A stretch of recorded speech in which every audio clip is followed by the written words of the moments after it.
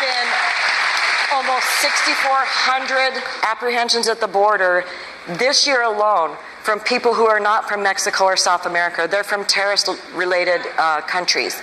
That's a huge concern of mine.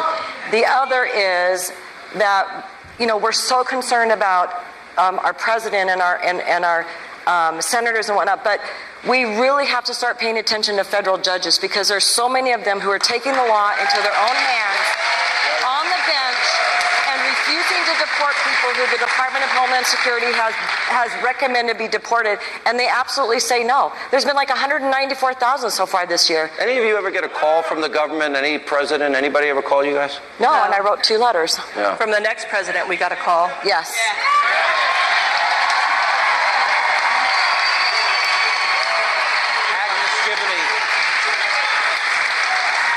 It took you 13 years to come into this country legally.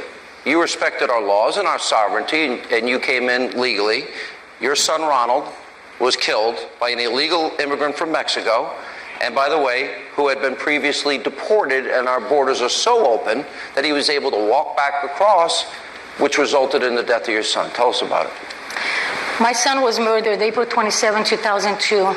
When I found out this guy was here illegally and had crossed the border, I was outraged. This should not be happening. Our children should be protected. Our citizens should be protected. Us Americans should come first. And an insult to injury, they treat the families like we are the criminals. We have no rights in a court of law. That's unacceptable. So, Mr. Trump, let me lay that first brick.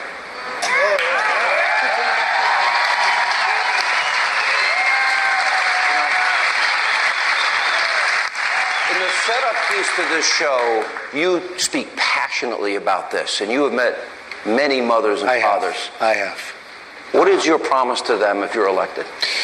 Well, look, all we can say, because the loss is beyond anything that we can even think No parent should have to go through this. So all we can say is that they will not have died in vain, because we won't let it happen to others. That's all we can say. There's nothing else we can do. I believe you.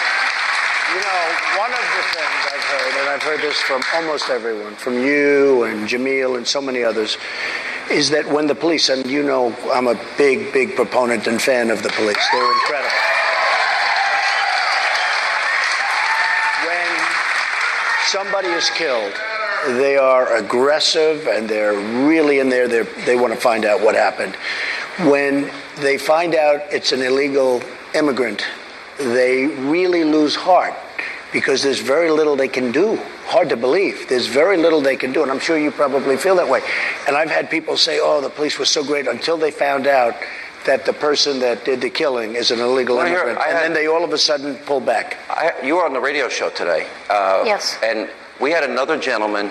His son was 21 years old. He was working in a quick mart. An illegal immigrant who was convicted of raping and holding a woman hostage for a week. Went to jail, and they let him right back out on American soil. And because this guy's son didn't get the cigarettes fast enough, he killed him right then and there. That's got to stop. God bless all of you. We're so sorry for your loss and your pain. Thank you. Thank you. So much for When we come back, we'll hear from more mothers whose children killed by illegal immigrants.